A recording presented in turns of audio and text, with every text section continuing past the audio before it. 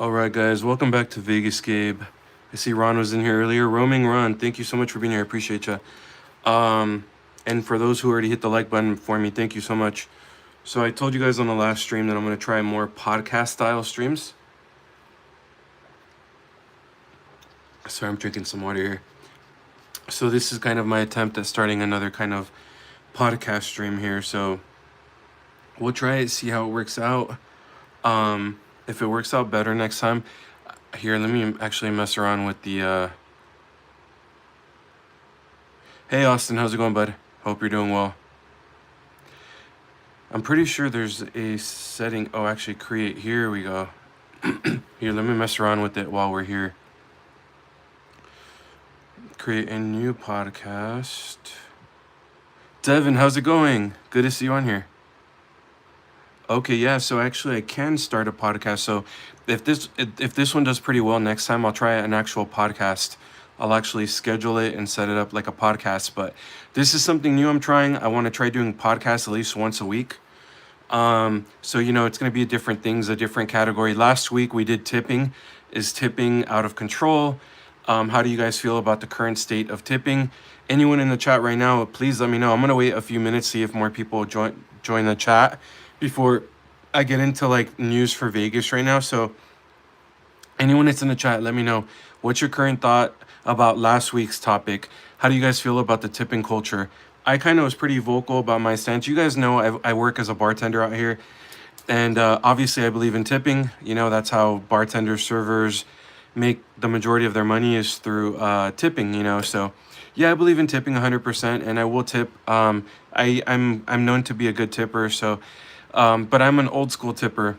For the positions that that I'm used to: servers, bartenders, valet drivers, people like that are the ones that I was growing up tipping. And again, this is last week's topic, but while we wait for more people to join the chat, I just kind of want to go into it again. That's kind of what I believe. Now, living in Vegas, of course, there's other people that I believe in tipping. Blackjack dealers, craps dealers, roulette dealers. You can tip your table game dealers too. Uber, Lyft drivers, I believe those are kind of, Hey, Audrey's in the house. Audrey, thank you so much for your support. I appreciate it. Thanks for always being a great presence, not just as a channel member, but just always being very positive in the chat. I appreciate it. And also for also being a moderator on here. I appreciate you. Thank you so much. Hope you're doing well. And that goes to all my moderators on here. Thank you for always having the channels back, and to all the channel members on here. Thank you so much for being channel members. But yeah, last week we talked about tipping, and then for Vegas, there's some people that you can tip in particular. Your table games dealers, your cocktail servers. If you're gambling on the casino floor, your cocktail servers are the ones going around and taking your drink orders and bringing you your drinks. So tip them. Trust me, if you're a good tipper, they will remember you. I promise that. So also Uber and Lyft drivers are kind of like the newer generation of people that you tip. Who else? Uber Eats drivers, if they're delivering your food, you can tip them. Also, someone mentioned this last week in the chat. Housekeepers, do you guys believe in tipping your housekeepers when you're staying somewhere? So once again, we'll wait about 5 minutes before we get into the news. But yeah, let me know your thoughts real quick on last week's topic. What's the tipping culture that you believe in? Do you believe tipping culture in America has gone out of hand? Real quick, let me know your comments on that. That's last week's topic. Today we're going to discuss the news, Las Vegas news. And then I guess I have a quick minute to kind of discuss my current schedule. So sorry, I know I've been a little bit absent on live streams, but I started a kind of a new position. So I have been training and working a lot. This coming up week, tomorrow I fly out of Vegas for a few days. I'll leave it at that, a few days. So no no Keno or slots live streams for the next few days. I will live stream at the place I'm at least once or twice. So I will live stream a couple of times, just not Vegas stuff. But I think it'll be kind of cool, and I will be making a video of that. So expect a video of where I'm at. You can expect a hotel room tour, and you can expect one video kind of recapping my entire trip, and then I'll be back towards the weekend. On the weekend, you can expect. Actually, you know what? We can do some live streams on the weekend because yeah, my work schedule's pretty chill for the weekend, so you can expect some live streams on the weekend. Maybe it'll be walking a strip, maybe some keno, but yeah, Friday, Saturday, and Sunday you can expect some live streams for sure. So, and then next week I actually will be traveling again, but this time it'll be for a wedding. We're actually going to a wedding in Utah, so that'll be different. But I'll be making a couple of videos while I'm out there. So yeah, just different type of videos, but I'm still gonna be doing content. Don't worry. Congratulations on the new position. I appreciate that, Audrey. Thank you. Bye bye. Okay, thanks for being here. Best name in the house, right? Just kidding. But yeah, everyone that's watching, please double tap that screen, hit that like button for me if you haven't yet. If you're not subscribed, please subscribe to my channel. Tons of content coming up. Like I said, it might not be Vegas content because we're traveling the next couple of weeks, but cool content coming this way nonetheless. And also, like I said, this weekend coming up, we will do some Vegas live streams. So maybe one walking the Vegas Strip. Since it's kind of cooled down a little bit, we can probably do a strip walk around. And then also, at least one day we'll do a keno live stream. We'll for sure do a keno one of those days. So that'll be coming up on the weekend. Hey, Jack, how's it going? Thanks for being here. Appreciate that. Bye bye, yes, and I addressed that. I don't know if you missed it or not, but I did address that. I said you have the best name in the house. Haha, just kidding. I don't know if you missed that, but I did address it.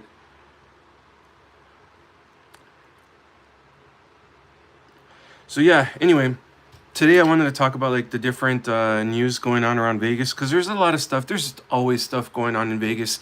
And here's the thing, people don't always visit every year.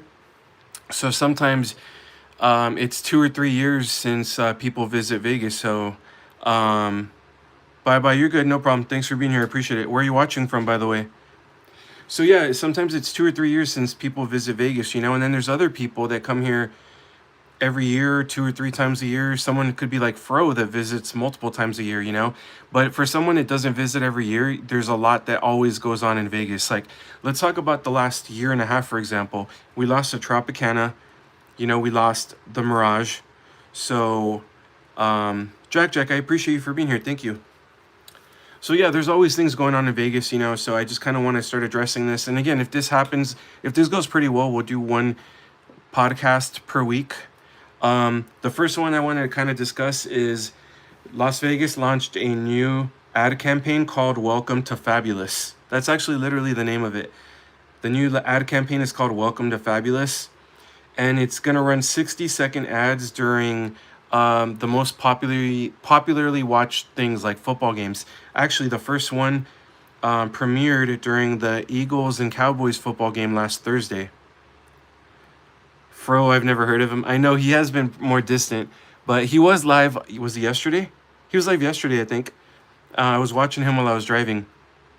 And he did say, he always says he's going to live stream longer, but yeah, I always enjoy watching Fro's live streams. But yeah, the first one premiered during the football game, the Eagles and the Cowboys. It was a 60-second ad, and it's just going to be really to drive more traffic to Vegas again because tourism is down a little bit. So 60-second ad starting. It's the new ad campaign. So they actually released some numbers, which is great because that's probably one of the most commonly asked questions I get from you guys. Is tourism really down, right? Yeah, Jack, you're right. Tourism is down everywhere too, not just Vegas. So, but yeah, 100%. But here's some numbers that the Las Vegas Commission of Tourism, I don't know what they call themselves, but they're the ones doing this ad campaign. Oh, Austin, you're going there. I'll tell you what happened. CeeDee Lamb dropped a few passes, 4 to be exact.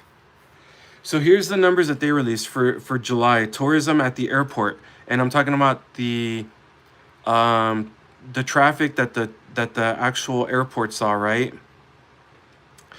Tourism was down 5.7% in July compared to last year. For the entire year, tourism at the airport is down 4.4%. So you guys have seen some crazy numbers in there. 11%, 12%. The numbers that the airport is actually releasing is that for July, tourism was down 5.7%, and for the year, down 4.4%. Here's the causes that they are kind of blaming. There's a visa integrity fee if you're coming from certain countries. So the visa integrity fee is a $250 per person fee, but it depends what country you're coming from and it depends how long you're going to be here. And obviously, immigration policies. Another cause that they mentioned was prices in Las Vegas.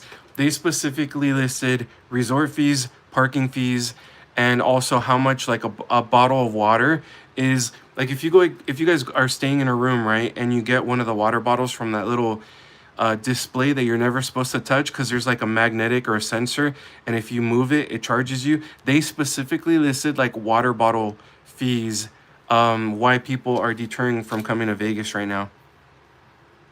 Garlic bread shopping for Fro go a little long. Vegas needs more people like Fro. A million percent. I've said this 100 times. If Vegas lived, if Fro lived in Vegas, Fro would easily have 10,000 subs. Honestly, he'd probably even have 15 to 20,000 subs if he lived in Vegas and did his type of live streams all the time. Because when Fro is on a live stream in Vegas, he makes you feel like you're right there next to him, you know? Just like that restaurant he went into in Fremont Street or Arts District, you know? He makes you feel like you're right there with him. So Fro would actually have at least 10,000 subs if he lived in Vegas.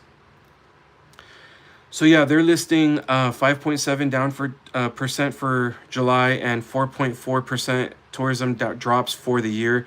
And again, their cause of the lower amount of tourism is visa integrity fee and immigration policies, and also prices like resort fees and parking fees. But this is probably no surprise. Mike G was in here last time. Mike G said that Canada tourism is down, and he's actually 100% right. They listed that tourism from Canada is down more than any other country. They listed 3 different airports, and tourism from those 3 different airports listed anywhere from 14% drop Vegas or Canada to Vegas flights, and another one listed almost 50%. I think it was like 46% drop in flights to Vegas. So yeah, Mike G was actually right. Canada tourism is actually down a lot, and I'm sure that is impacting Vegas tourism, you know, because we get people from Canada here all the time. I know when I was bartending at the last hotel I worked at, we got a lot of people from Canada that would visit. Yeah, that's true, Jack. But it is kind of funny how they listed the water bottles in particular. But I'll say this though: if you guys are buying a stupid water bottle that's like a Fiji water bottle for like $12 in a hotel room, that's ridiculous. That's ridiculous, and I 100% see a problem in that. And resort fees are a ripoff too. That's because Canada's always on fire. So yeah, that's the numbers I've gone. You guys, not you guys, but I mean, I get this question very frequently.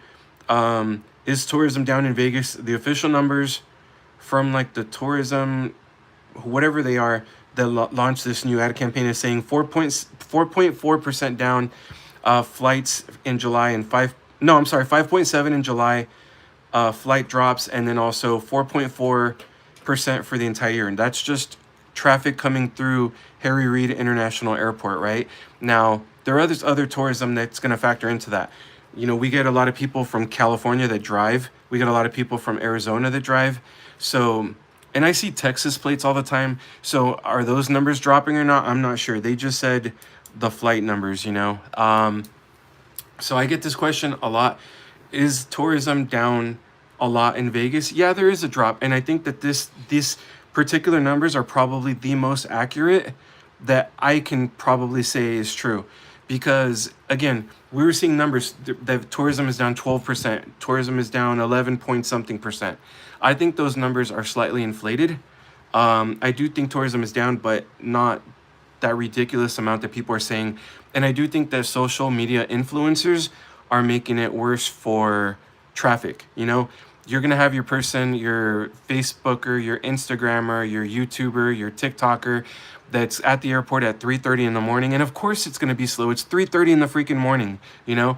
But you're gonna have your people like that that are filming at 3:30 or 4:30 in the morning, and they're showing a slow airport. They're like, oh, Vegas is slow. Look, there's no one here. Yeah, you moron. You're filming at 3:30 in the morning. But they're doing it for views, you know? So I don't think they're helping the rumor at all, you know? Um, we stock up at the grocery store for water and some munchies. Yeah, Devin, honestly, that's the best thing to do. You know, especially if you get a room that has a little mini fridge, take advantage of that. You know, um, take advantage of that for sure. Who would buy a water bottle for $12? That's ridiculous. Yeah, Austin, but those numbers from, I'm not picking on any particular company. Caesars, MGM Properties, Venetian, Wynn Properties. You know, they have their you know, that little thing, that little mini bar that has the munchies, that has the water bottles, that has your alcohol bottles. And yeah, actually, 100% Jack is right. Drunk people, I think drunk people are probably the worst people to probably do it. um but here, I'm going to do something kind of fun for you guys real quick before we go on to the next topic. I have a few different topics, but I'll do this real quick. um what are we talking? Oh, but yeah, everyone, if you're watching, please double tap that screen. Make sure you hit that like button. If you're not subscribed, please subscribe to my channel. Fun content coming up for you guys soon. This is just a podcast I'm trying right now, but I want to do like something like this once a week. Next one, I'll do an actual more podcast style.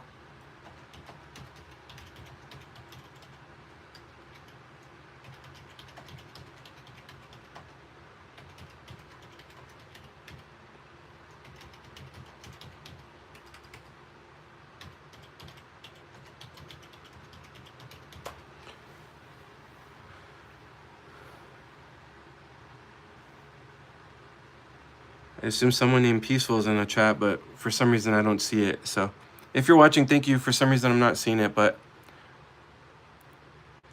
okay. Oh, here we go. Peaceful Calm. Yeah, it is supposed to be black, but hold on, give me 1 second here. Make sure I'm not showing anything confidential. I'm not. Okay.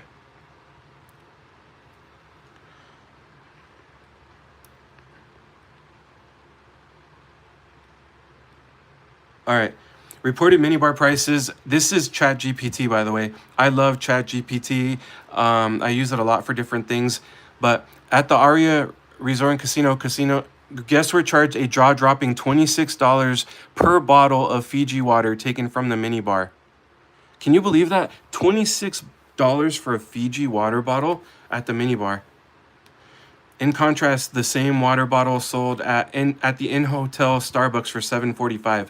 So if you go down to the Starbucks that they have inside the casino, you're going to pay $7.45 for that Fiji water bottle. You're probably going to pay half that price at like a grocery store. But if you buy it from their little mini bar, it's $26. Can you believe that? Bellagio, it's $22. A pack of cigarettes at a resort is $18. Yeah, Devin, you're right. And this was back in like 2019 when I used to work at Oyo, when it was still Hooters Casino Hotel. I want to say they were going for about that price back then. And that was in 2019, you know. Bellagio, the same Fiji water bottle is $22.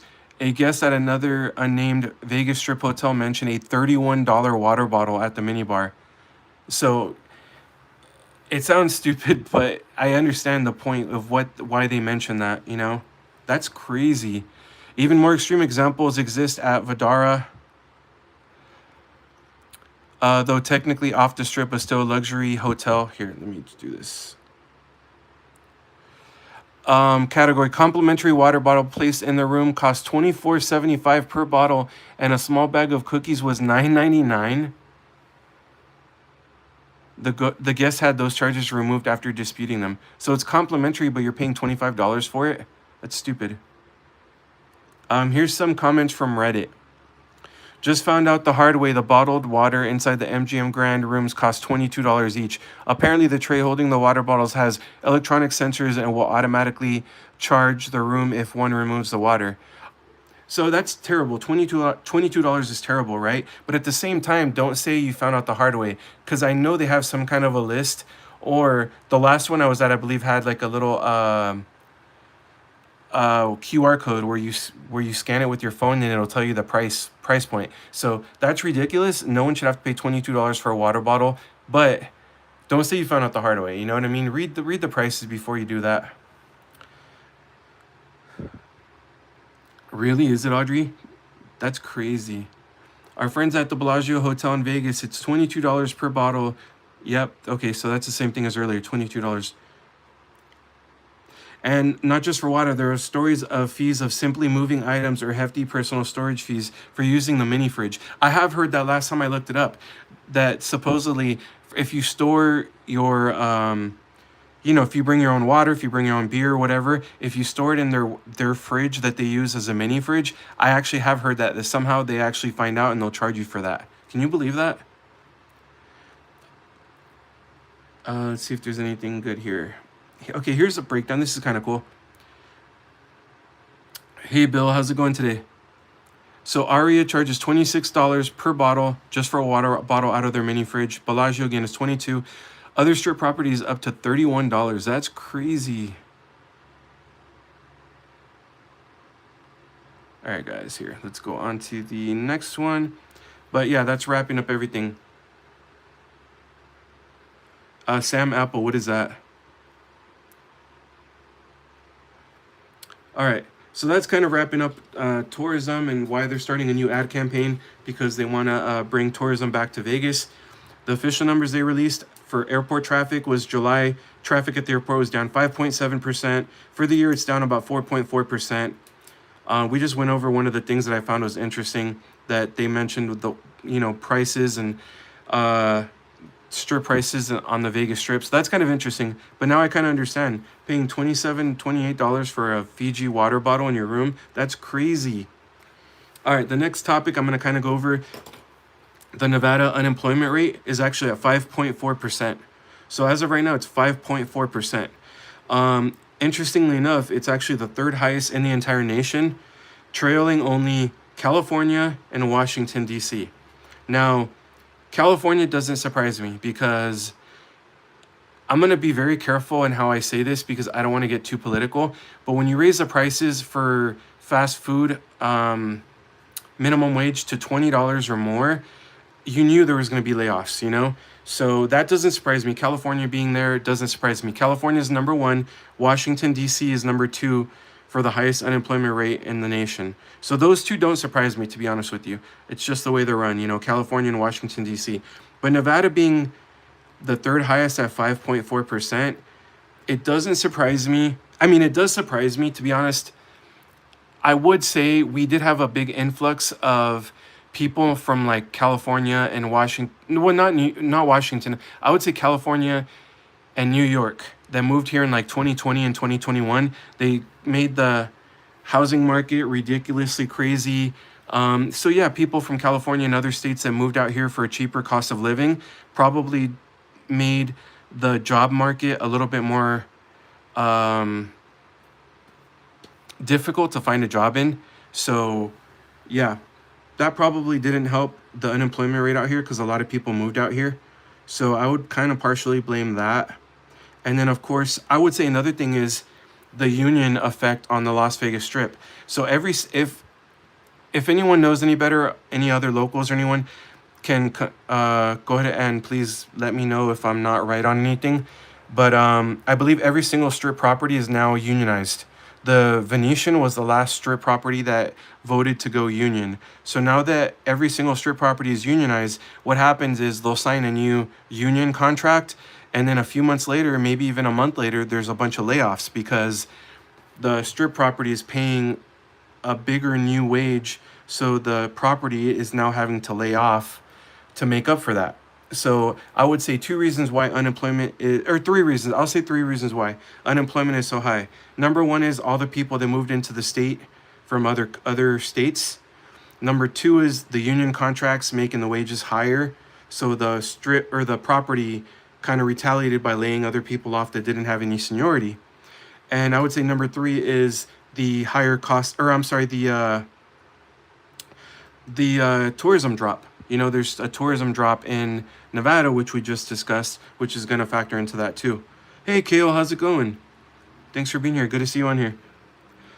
So, yeah, to recap, Nevada has the third highest unemployment rate in the nation, trailing only California and Washington, D.C. Let's see. Oh, this is going to be interesting for you guys. Does anyone in the chat know um, the current layout for the spear? The spear has a particular layout that they're doing right now, like a particular theme. Does anyone know what the theme is for the spear on the strip right now?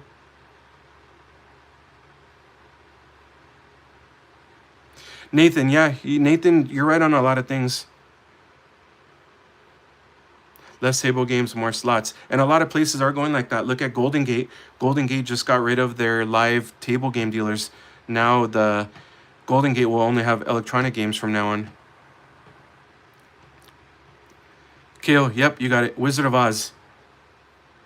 Yeah, Nathan, but yeah, there's less buffets now, but there's more like food courts now. For example, the Rio got rid of their famous buffet, but now they have a food court with several restaurants in there. So unless a place just got rid of the buffet and didn't replace it with a bunch of restaurants like a food court, then yeah, that would probably increase the unemployment rate. But if they got rid of the buffet, but they put a new restaurant or they put a new food court in there, then those are just different jobs now. You know what I mean?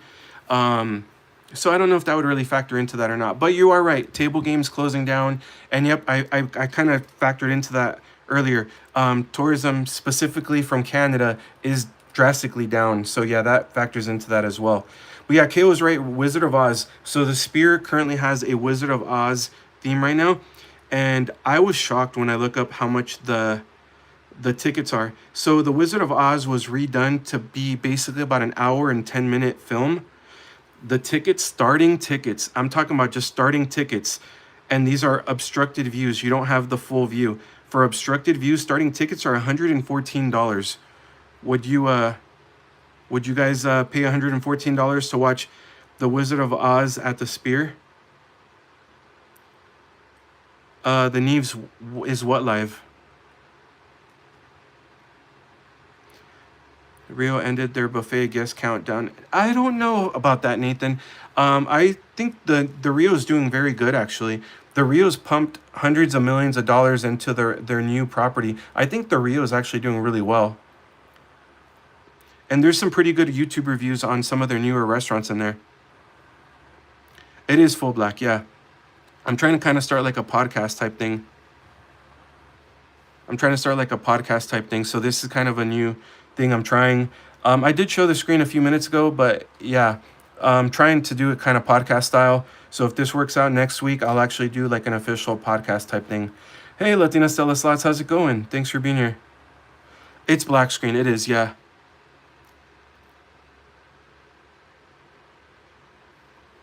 Neves, chill, okay? Welcome in here. Everyone's welcome here. Just chill though. Don't start anything.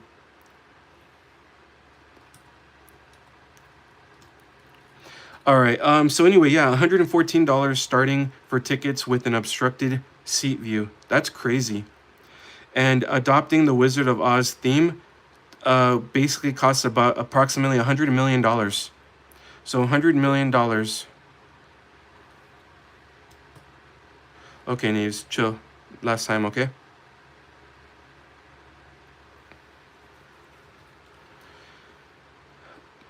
Casino revenue is down 44%. I didn't really look up that number, so I can't speak much to that. But yeah, anyway, Wizard of Oz adopting that particular theme took about $100 million, and it runs through March of 2026. But let me ask you guys that. Would you guys pay $114 to watch an hour and 10-minute version of Wizard of Oz at the Spear?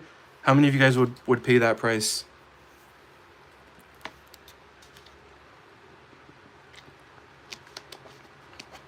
Peaceful Calm says no. Yeah, I don't blame you. That's a lot. And you know what? I wanted to go to the Spear when it was brand new, just to check it out. I want to say their first residency was U2, if I remember correctly. And I'm not a U2 fan, but I did want to go just to check out the Spear. But it was like 100. It was just over $100, which I thought was kind of steep at that time. Now imagine 114. It's actually gone up. Okay, Nathan. Thanks for looking that up. Yeah, I don't blame you guys. I wouldn't either. All right, now I'm going to actually here. Let me see what this says.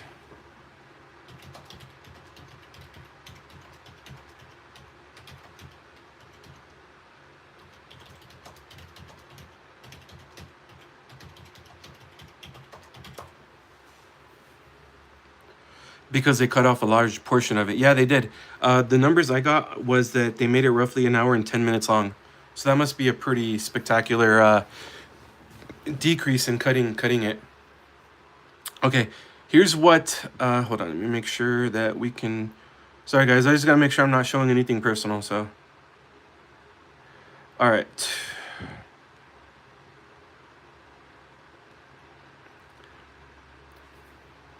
Fully immersive. So, what makes it special? The 1939 classic is transformed via AI-powered enhancements, upscaled visuals, expanded frames, and a massive 160,000 square foot wrapped around 16K screen that fills your field of vision. Sensory effects. Expect 4D elements like wind, fog, custom sense, haptic or vibrating seats, layered recorded soundscapes, and even physical effects like flying monkeys and tornado simulations to make you feel like part of the film. Okay, that is pretty cool. I'm not gonna lie. That is pretty neat. But I still think $114 for an obstructed view is pretty steep though.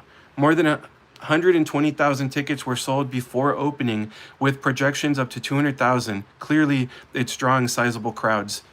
Technological powerhouse created in partnership with Google, DeepMind and Cloud, Warner Brothers, and VFX expert in a multi-year, multi-million dollar production, possibly budgeted around 100 million. Yeah, that's the numbers I got too. So there's mixed reactions so far. Visual, wow, emotional, detached. Critics describe the spectacular as impressive. I'm sorry, the spectacle as impressive, but note that AI altered faces and backgrounds feel overly smooth or synthetic, sacrificing the film's emotional charm. Artistry concerns. Some argue that the AI reimagined compromises the film's original artistic integrity. Length trimmed. The experience runs around 75 minutes, down from the original 102 to fit more showings, and some fans missed the full narrative. Tickets start at $104 with VIP and premium experiences ranging from $299 to $349. Wow. Worth it depends. Exec- Executives believe the cost was justified for the spectacle. While fans haven't reviewed the show specifically, it's brand new. Past Spear contents like Podcasts from Earth received mixed feedback. That's crazy.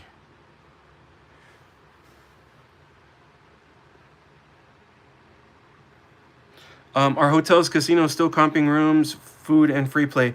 Peaceful calm. It depends where you go. Some I feel like are better comps than other ones. If anyone has any insight on which hotels kind of comp and work with you guys more, please feel free to drop it in the chat. Is there any that are really good for you guys, or is there any that are pretty stingy? I'll be honest, I feel like Oyo has been pretty stingy with me. You guys know I shout out Oyo a lot, not the rooms. I'm just talking specifically like the casino. And I feel like Oyo has been pretty stingy with me. That's why I'm kind of going to take a step back from Oyo a little bit. I watched a short video from Rob the Slots and it looked really cool. Oh, that's awesome, Audrey. Nice. Shout out to Rob the Slots, by the way. Channel grew significantly while here in Vegas for a weekend. Hey, Ron, how's it going, bud? Going to bed, have to be up by 4. Ron, thanks for stopping by. I appreciate it. Good talking with you earlier. We saw premiere opening. Phony light show is all it is. Nowhere near worth the money. Waste of time. Wow, okay. All right, guys, next subject. Again, I just talked about Oyo. You guys know that I shout out Oyo a lot. I'm at Oyo pretty frequently. They, they're okay with me live streaming there. I used to work there back in like 2019, so I know a lot of the staff there. So I go to Oyo a lot. Sadly, there's some news coming out from Oyo. Just during this week, this last, I want to say this was like 3 days ago, Oyo laid off a significant number of table game dealers this week. And in October, they will remove live table games completely. So that's new. Unfortunately, a lot of their table games staff was laid off. And sadly, it looks like, I didn't know this. It looks like in October, they will transition fully to remove live table games. That's crazy if you think about it. Um, you put that casino on the map. I never heard of it. Hey, Prowling Tigers, how's it going? Thank you for being here. I appreciate it. How's everything on your end going? Thank you, Audrey. Appreciate it. Yeah, everyone, please double tap that screen, hit that like button for me. If you guys can try to get some more traffic in here, drop some smiley faces or the celebratory emojis in here. It helps the algorithm. Old Vegas was so much better. Excellent value. Now much is just money and more money. People are not buying it. Many other casinos in other states, so why come to Vegas? Nathan, I 100% agree with that. I really do agree with that. Vegas lost a lot of its charm for locals and also for people visiting, you know? I feel like as a local, a lot of casinos don't do a lot of things to try to attract locals in there. So a lot of locals go more to other places, you know, station casinos off the strip, other casinos that are off the strip, free parking, stuff like that, you know? So I 100% agree with that. And again, we're kind of talking about comps and stuff like that. A lot of casinos have gone very stingy with comps, and I think it's going to hurt them overall. Hey, Mike Schuster, how's it going? Thanks for being here. Good. Going to be busy this week at work on Thursday, Friday, and Saturday, Sunday, most likely for the next 3 weeks. Wow. Okay, Prowling Tigers. Well, take care, and if I don't see you much in the live streams, thanks for all the support. I did kind of give out my schedule earlier. This week's going to be a little bit different for me. I'm traveling for a business trip Monday through Thursday, so I'll be gone out of the... Hey, China Doll. Hi, babe. Thank you for being here. Yeah, I have a black screen, babe. I'm just going over, like, news and stuff, so it's a black screen. Everyone, the amazing China Doll's in the house. China Doll's my girlfriend. ABVK is her screen name on here. But yeah, we're traveling for business this week. So if I live stream, it'll be once or twice.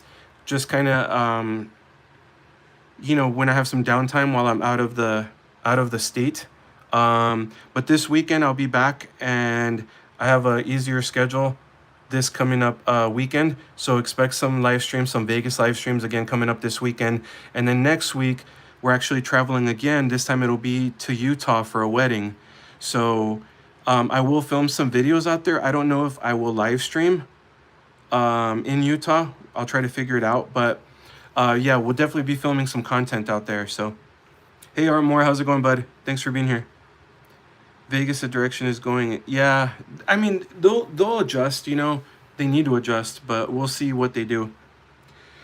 So yeah, Oyo laid off a significant amount of table game dealers this week, and then by October they will fully go away from live table games dealers. Sadly, another thing that they did, I hate to say this, but you guys know the front bar at Oyo that I live stream from very frequently in front of Steak and Shake.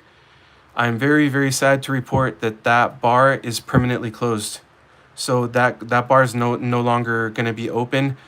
They're down to one bar. Now that they closed the front bar, the lobby bar, and now that Hooters is closed, the only bar that they have in the entire Oyo casino is the underground lounge that's located in the right side of the casino towards their elevators. Sadly, that is the only bar that's open at Oyo now. So now when I live stream at Oyo, like playing Keno, it'll be at that back underground bar.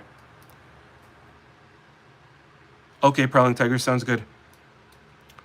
It will not change. The newer, very expensive casinos are not making it. It'll change. I think that they have to.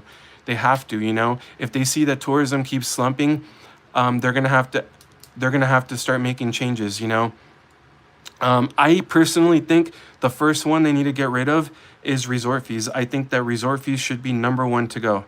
They need to get rid of resort fees. You're already paying to be a guest. You shouldn't have to pay extra for pool access. You shouldn't have to pay to make local toll-free calls. Who's going to use the freaking local phone for toll-free calls? Everyone has cell phones nowadays. So when you read the resort fees, it's for quote-unquote pool access, for complimentary local phone calls, and some of them will give you like two quote unquote free water bottles per day. But first of all, you're already a paying guest. Why do you need to pay to use a pool? You know, and again, who's gonna use their telephone in the room? So it's just a ripoff. The first thing that they need to do is get rid of resort fees. Can you gamble in Utah? I'm not sure actually.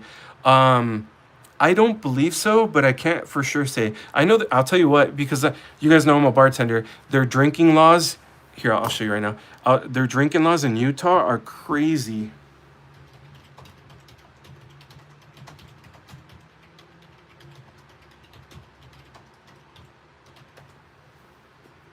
Oyo is going to close probably because of the ballpark. I don't know, Nathan. Truth be told, I don't know. You guys know I have a lot of friends that work there, and I wish I had the inside scoop on that, but I don't. I feel like they're making a mistake. You know, they need a remodel. What my personal opinion is that they need a remodel. They should pump millions of dollars into that place and remodel it before the ballpark next door opens. If they did that, you know what? Their front bar right there at their front, the one that they just closed, the lobby bar in front of Steak and Shake, give that one a cool baseball vibe. You're gonna have a freaking multi-million dollar baseball stadium next door. Put a baseball themed bar right at the front and have really cool happy hours and game day beer specials, beer bucket specials, so people will go there and pregame before the game. You know, they just remodeled the underground bar about a year ago, so they don't really need to do anything to that one. The Hooters spot that they closed, I don't know what's gonna happen in there, but I think that they should also put a new restaurant in there. A restaurant, because let's be honest, Hooters in there actually did fairly well. So they needed something in there that's gonna attract more people in the house, you know. But to be honest, I don't know what Oyo is gonna do. Resort fees are a huge ripoff. Yep, 100% agree. Um, Here, let's go over this since you guys kind of asked about this. But here's some of the drinking laws for Utah. You must be 21 years of age to purchase, possess, consume alcohol. That's not a surprise. Businesses cannot serve alcohol to anyone obviously intoxicated. That's the same everywhere. I've bartended here in Nevada. I've bartended in California. That's pretty much everywhere. Um,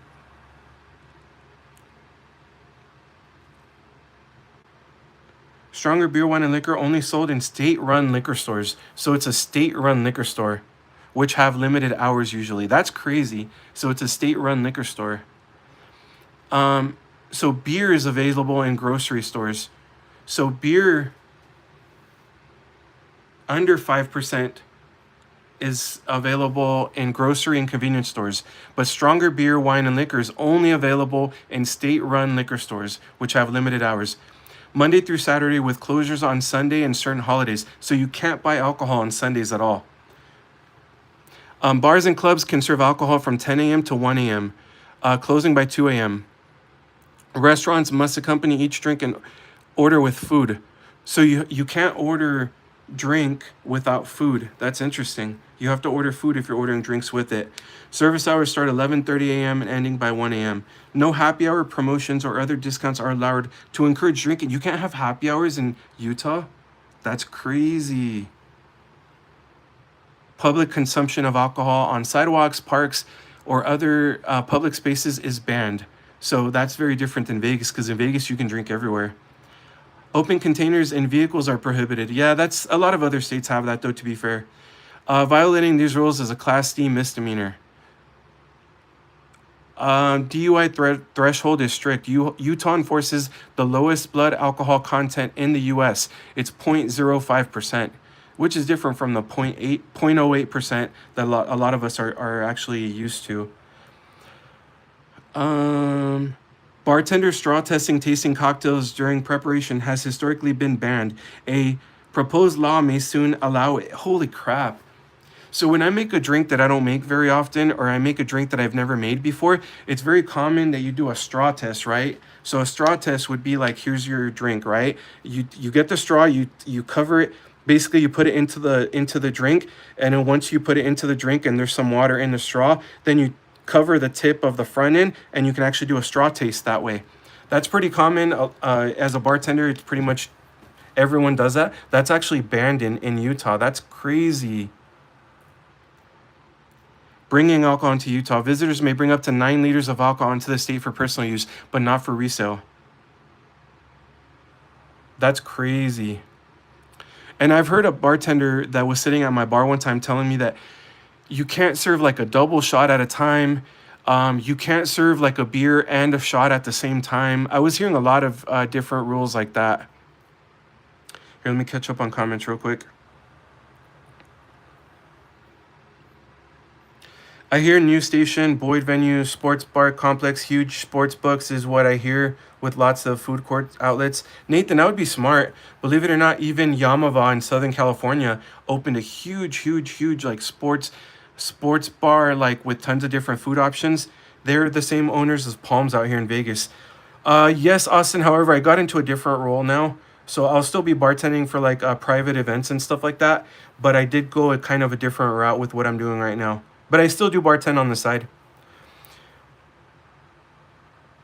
Alcohol in Utah, state-controlled liquor stores, beer and grocery stores, water. So it sounds like if it's under 5% alcohol content beer, you can still buy the basically the lighter beers at grocery stores and convenience stores. But if it's stronger beer or wine and liquor, it's only sold in those state-approved stores, which is really weird to me. Hey Sage, how's it going? 3 2 half. Really? Wow.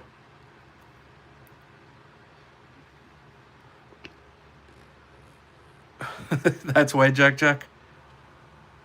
Gambling is a no-no. Yeah, I kind of figured that. Private clubs in Utah, you take your liquor with you. They pour. Is that how it works, Nathan? Really? That's crazy. So yeah, I will be the next few days or I would say the next 2 weeks are gonna be a little bit different for me. Like I said, this week, starting tomorrow, I'm traveling for business. So I'll do a couple of live streams while I'm out there, but not my traditional type of live streams. And then I'll probably film a couple of videos while I'm out there. And then this weekend I'll be back and we'll do at least one Kino live stream and at least one maybe walk in the strip live stream. And then next week I'll be in Utah for a wedding. So possibly no live streams in Utah. We'll see. Maybe, I don't know. We'll see. But I will do some videos out there. And let's see here. So yeah, that's a recap of Oyo. They laid off a significant number of their table game dealers this week. In October, they're going to fully get rid of table games. They also closed their front lobby bar in front of the Steak and Shake restaurant where I do like 90% of my live streams from. So it's kind of sad. I actually got a text message from the bartender, which is a good friend of mine and Trinidad. And he said, "Hey friend, like sorry to tell you, but they closed my bar down." So yeah. So I'll see where I'll live stream from. Probably that back underground bar now. You're going to a wedding in Sacramento. Oh, nice. Austin, are you flying or driving? I attended U of Utah's years ago, living there back in the 80s. Oh, really? Wow. Nathan, you're talking about Oyo? All right, next area to talk about is the Venetian. If you guys didn't know, I kind of briefly mentioned this earlier. The Venetian unionized, I want to say it was earlier this year. They were the final union property to unionize. So they are unionized now. But again, I mentioned this earlier, and it has that effect when properties unionize or when they make a new union contract, which makes that employees' hourly rates are usually going up significantly higher. It might take a month, it might take 2 months, it might take 3 months, but that property will start laying people off that don't have seniority. So really the only ones that are benefited from the union contract are the ones with a lot of seniority because they're so senior that they're safe. But the newer ones that might have just gotten hired on or that they're on call and don't have a guaranteed shift with no seniority, guess what happens to those? They usually get laid off.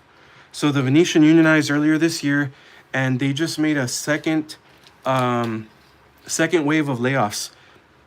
So they made a first wave of layoffs in July, just under 50 people.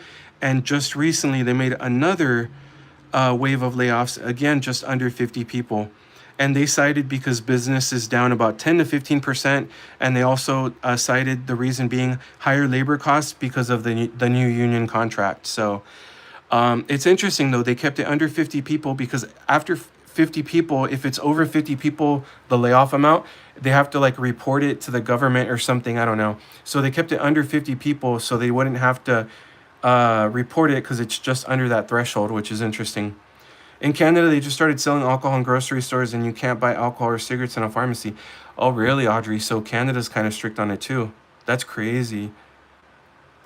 And I thought in California, when I like moved back to California for a few years, I thought it was crazy that like I would bartend at a nightclub, right? And I would get out at, so last call for alcohol is 2 a.m. All alcohol has to be off of California floors by 2 a.m. So the venue will usually start announcing last call about 1:30. Though that the nightclub that I used to work at, they would, this was in California, right? They would announce last call starting at about 1:30. The DJ would play another song, and then at about 1:35, whenever that song ended, the DJ would announce it again. Last call for alcohol. If you guys want a drink, go get yourselves another drink. Last call for alcohol. And then about 1:40, the bartender or the either the manager or the nightclub owner would come around and say, "Hey Gabe, hey guys, whoever's in line now, that's it. No more drinks after that." So say there was 3 people in line, we'd cut it off. Say, "Okay, you're last. Okay, no one after you." And then about 1:45 ish, we were done completely serving alcohol. And then at 2 a.m., they would have to pull all drinks off of the floor by 2 a.m. So they're very, very strict with that there. And I have no idea where I was going with that. But yeah, anyway. Yeah, I completely lost my train of thought on that. Big time they'll lay you off. Yeah, exactly, because they have to cover the cost of the big union contract, you know? Hey Carrie, how's it going? Thanks for being here. Carrie, the one you're referring to is the volcano at the Mirage. It's long gone now. They closed it last July, I believe. So that's going to be the new location for the Hard Rock.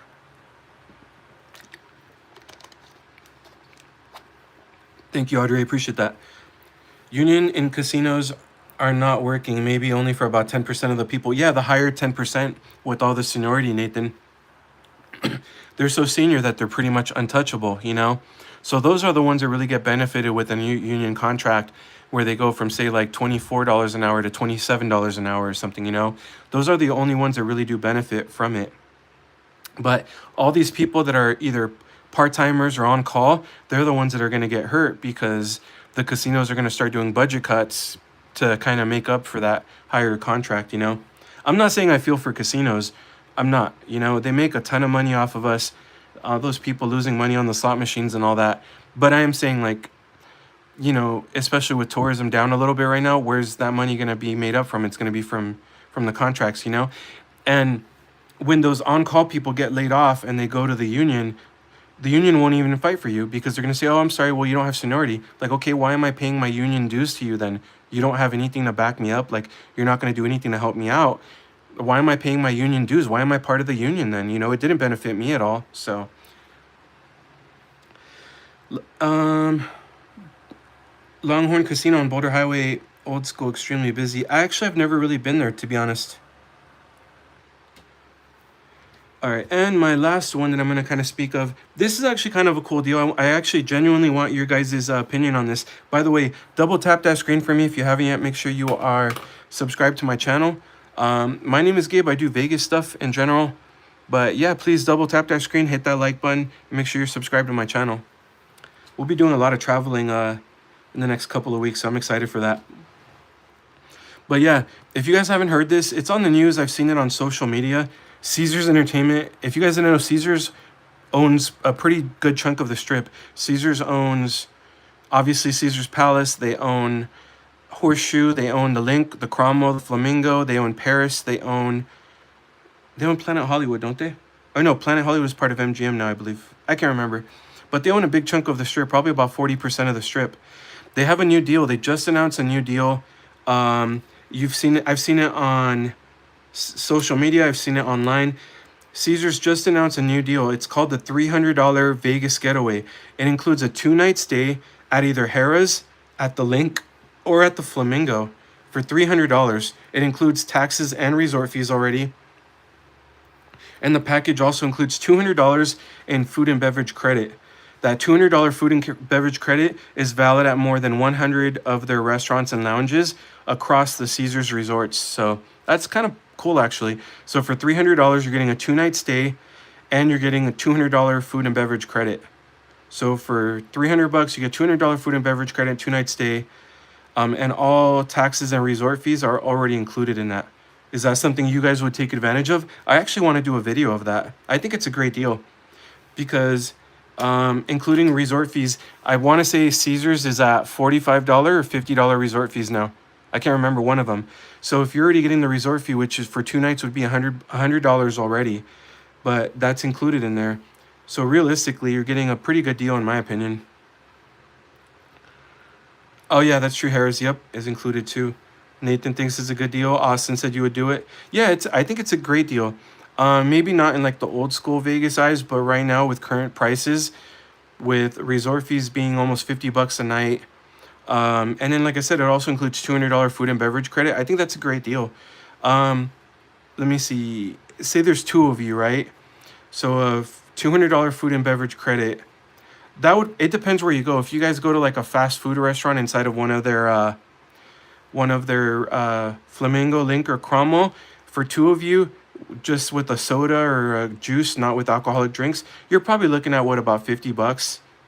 So if you do that, it's maybe, I would say maybe 3 to 4 meals if you're gonna stick to fast food. If you're gonna go to a fancy restaurant like Hell's Kitchen or Gordon Ramsay's Burgers, or the Gordon Ramsay's like fish and chips or any of the other celebrity chef restaurants, that's probably only going to cover one meal. But if you go to the right restaurants, that can be a good 3 or 4 meals right there. So I think it's a solid deal. I actually wouldn't mind doing a YouTube video of it. But yeah, it seems like overall you guys think it's a great deal. I agree. I think it's a really good deal. And let's see here. But that's crazy. Utah bartenders could soon sample cocktails on your new bill. I can't believe you're a bartender and you can't even like straw test sample your own drinks that you're making. Let me do one thing real quick.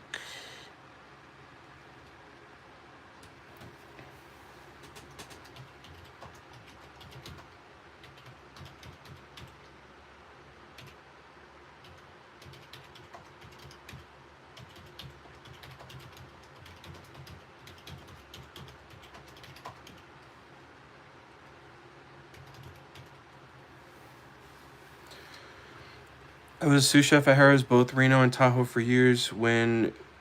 Oh, really? Nice. Do you still work as a chef, Nathan?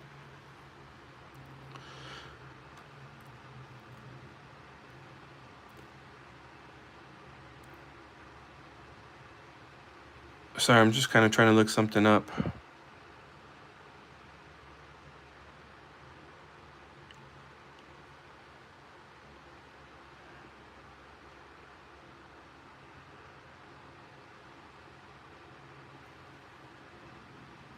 So here's some kind of what I'm looking up. I'll let you guys know what I'm looking up.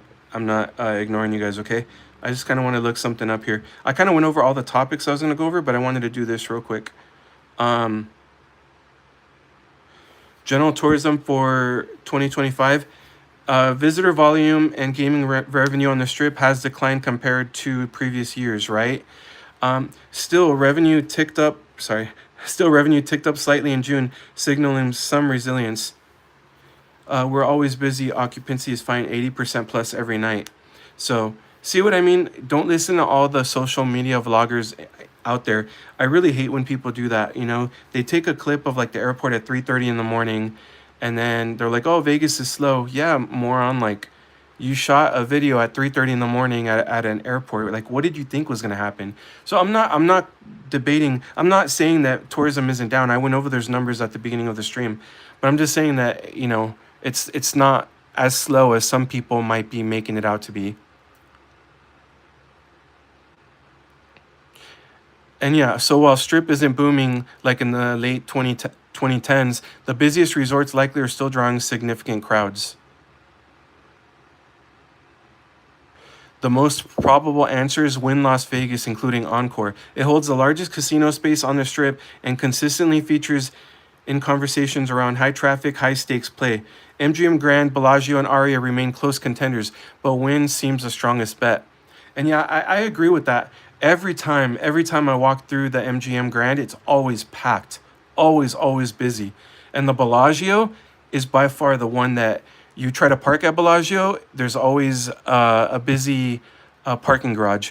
If you go into the lobby, there's tons of people taking pictures everywhere. If you try to go to the conservatory and botanical gardens, it's always packed in there. So I agree when people are saying is Vegas like slow? What's wrong with Vegas? Is Vegas in trouble? I'm like, just go to the Bellagio, just go to the gardens, just go to the Bellagio lobby, and tell me if you still think Vegas is in trouble.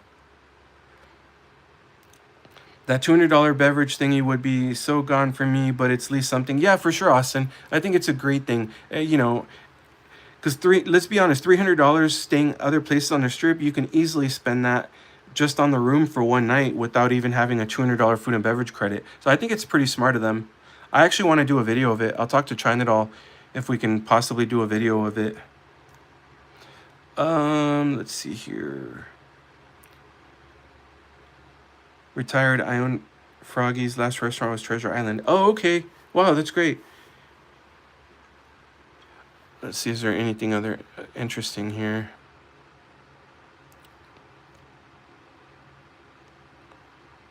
Oh, this is the one that I can't think of the name. The Las Vegas Convention and Visitors Authority. They're the ones that are doing those new ads trying to get tourism back up.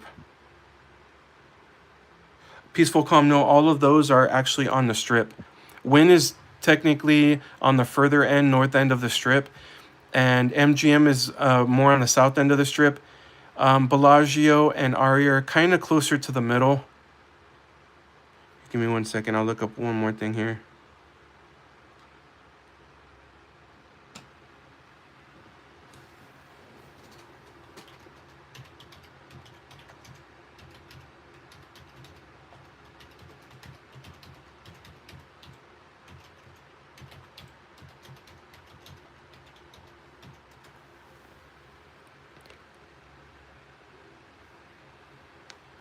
Yeah, Nathan, but I also feel like some casinos are in trouble, but other ones aren't. So for the ones that are in trouble, I feel like they have to do something to change and adapt, you know? Like, for example, Rio. Rio is a great example. The Rio has new owners since about 3 years ago or so. Dreamscape took them over from Caesars. When Caesars owned that property, Caesars dug that property to the ground. Caesars did not invest no near resources, whether it's manpower, whether it's money, to the Rio, and the Rio got a really bad reputation of being a ghost town, of being really run down. Now that Dreamscape owns them, Dreamscape has pumped hundreds of millions of dollars back into the Rio, and the Rio's actually getting a lot of great attention now. They're getting a new steakhouse being built where their Voodoo Steakhouse used to be on the 50th floor.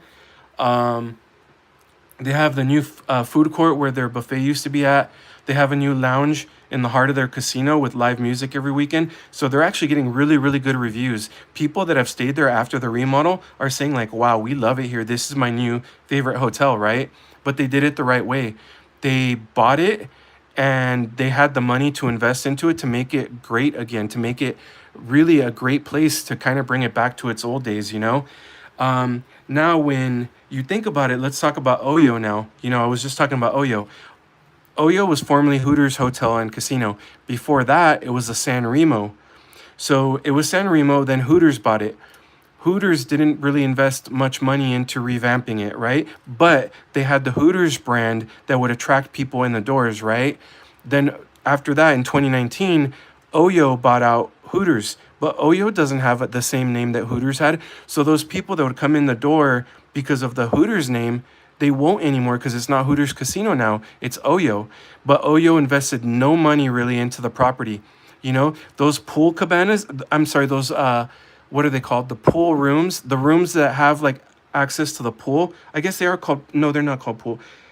The pool suites or whatever. That tower has been closed for years and years and years. They didn't do any revamping. They didn't do anything. Yeah, they put a lot of new slot machines in there. I'll give them credit for that. but they didn't revamp. They didn't haven't put new carpet into the place, you know. They didn't paint the outside of the building. They didn't do anything.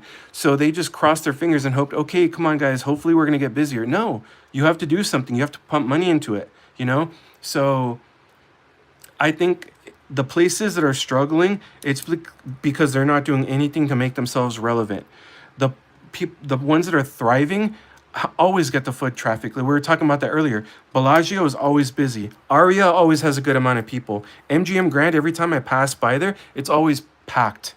You know, Wynn has a great reputation for always having people. So the places that are busy are still pretty busy, but the places that are struggling are the ones that are really, really hurting right now. Um, let's see here. Service, and quality. Yeah, that's true. Old school food and beverage and live music. Yeah, exactly. But they did the right thing. You know, they bought the place. Dreamscape bought the place out. They had the money to pump into the Rio. They remodeled the rooms. They remodeled the bars. They remodeled the casino. They put new carpet floor in the entire casino. Like I said, the new Lapa Lounge in the heart of the casino has live music. They did a lot of stuff. So I give them a credit. That's how it should be done. They didn't just buy it over from Caesars when it had really, really bad ratings and be like, okay, guys, let's cross our fingers and hope that just because we put new management, new owners, people are going to run back. No. Oh, and they also tier matched Caesars and MGM properties, try to get people back in the door, which is brilliant, I think. So they did it the right way. Hey, Paul M., how's it going? I feel like I missed a couple of comments here, did I? Yeah, that's true. Excellent marketing department too, which is another thing that, in my opinion, Oyo kind of lacked.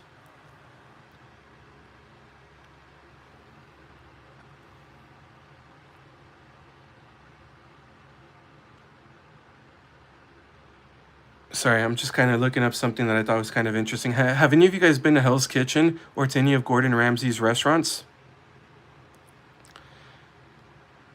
So I looked up whether Gordon Ramsay's Las Vegas restaurants tend to be busy.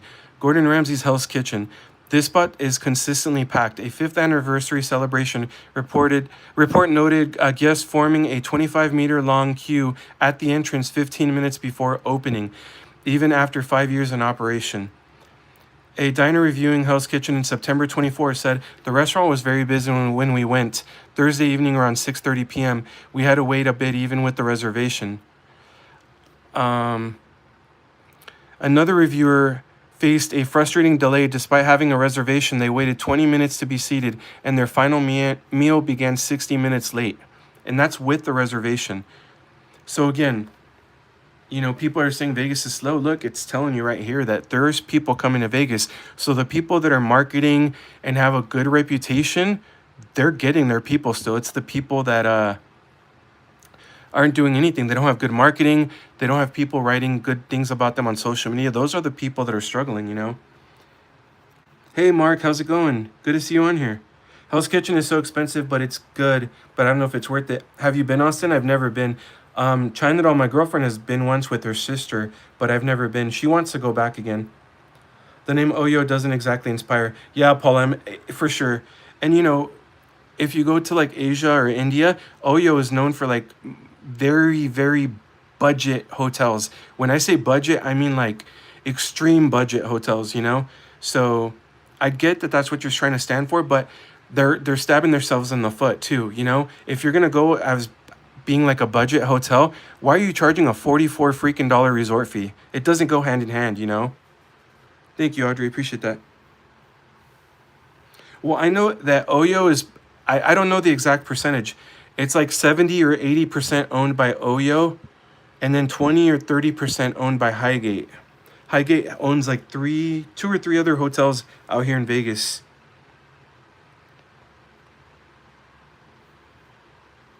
I don't know what they were thinking though. You gotta put money back into the place, you know. Extremely expensive. Yeah, I've gone to Ram or what's it called, Ramsey's Burgers inside of Planet Hollywood, and then I've been to Gordon's Fish and Chips at the Link Promenade area. Eric's in the house. How's it going? Overpriced? Yeah. Fish and chips. Here we go. According to a Yelp review, they are hella chill and apologetic that the food was taking so long. They're busy, always packed, but the food came out pretty promptly. Yeah, we went back in. I think it was December, and it was really cold outside, but there was no seating inside. So I did a video of it. You guys can check it out here on my channel. I did a video of Gordon Ramsay's fish and chips, but there was no seating inside. So they have like a little standing area only outside in their little patio. We had to actually start eating out there, and then about halfway through eating, a little area opened up inside, so we quickly moved inside. But it was expensive. I will say this, the food was good though. I think the food was good, but it was expensive for sure. Yeah, Paulin, for sure. That's 100% how I would put it too. But yeah, that's whatever, any of them, it's a name. Yeah, Nathan, that's with any celebrity chef's restaurant. You're paying for the name, you know what I mean? You're paying for the name, so you're going to pay more money. Support the real local spot, Chinatown, Spring Mountain. Eric, yeah, if you watch a lot of my videos, I would say at least half of them or more are off the strip, local places. And some of my favorite places are off the strip. For example, my favorite burger restaurant is called Barcode. It's on Flamingo Road off the strip. They have by far, in my opinion, the best burger in Vegas. And because it's off the strip, it's quite a bit cheaper. Expensive, but good. Okay, nice, Mark. My favorite barbecue place is way off the strip. It's probably about a 25-minute drive off the strip, but it's actually called Roadkill Grill. Roadkill Grill has probably the best barbecue I've ever had in Vegas. What's the burger spot you said? It's called Barcode. They've won like the best burger in Vegas like 3 years in a row or something like that. So it's called Barcode. It's like a bar, but they're also a restaurant. By far my favorite burger in Vegas. Nathan, I've done a video there a couple of times. If you go on if you go on my channel, there's one video there's one video that's called "Is This the Best Burger in Vegas?" And I've eaten there. Actually, I think I've done 2 videos there. I have done 2 videos there because it's literally one of my favorites. So you can find it, but it's called Barcode. It's like a bar and restaurant or a bar and lounge, but they have tons of tables. You can go and just sit there if you're not interested in the bar. They have a lot of TVs where you can go and watch sports games. They have a pretty big bar top, kind of like a U-shaped bar top, where you can go and play Keno, you can play video poker, you can play blackjack. They have a good beer draft selections. The bartenders there always have been so friendly. That's another reason why we love to go there. They're so kind and so friendly there. One place I would definitely try next time I go to Vegas is Jackson's for their affordable steak. Yeah, Paul M. Say hi to Matthew. He's another YouTuber that I watch in Vegas. He lives in Canada, but he does Vegas videos. I actually really like his channel. He reviewed Jackson's, and he actually rated the top 5 like steak deals in Vegas, and he rated Jackson's on there. So feel free to watch that one. Eric says Barcode is good. It's only like 5 to 10 minutes from the strip. Yeah, for sure. And if you're staying at some of the strip properties that are closer off Flamingo, Flamingo is a direct shot from the strip. And yeah, Barcode has great prices, great burger sizes, really good fries. Honestly, I have nothing but great things to say about Barcode. The staff, amazing. The food, amazing. Their draft beer selection, great. Seriously, 100% recommend that place. If you're coming to Vegas, go to Barcode. Matter of fact, next time Fro comes in town, I might invite Fro out there. Go get a burger. We can play at the bar top. He likes beer, so he'll like the draft beer options there. It's a good place for sure. Again, for barbecue, go to John Mole, or it's called Roadkill Grill. What other places? If you like Chinese food, Spring by China Mama is really good. They have one in Chinatown. They have one kind of closer towards UNLV. And then they just opened one inside of one of the casinos, although I can't think of what casino it is right now. But yeah, great choice. What else here? Let me think of other places. Just check out my channel, seriously. I've done a lot of local places, so check it out. I want to try, but it's too far. Oh, okay. Yeah, you said you ride the bus, right? Straight from Blueberry Hill near... Oh, yeah, Nathan. Yep, 100%, yeah. And again, that's another one. If you like a really good breakfast spot, and China Doll loves this place, Blueberry Hill. Go check out Blueberry Hill. Really good breakfast there.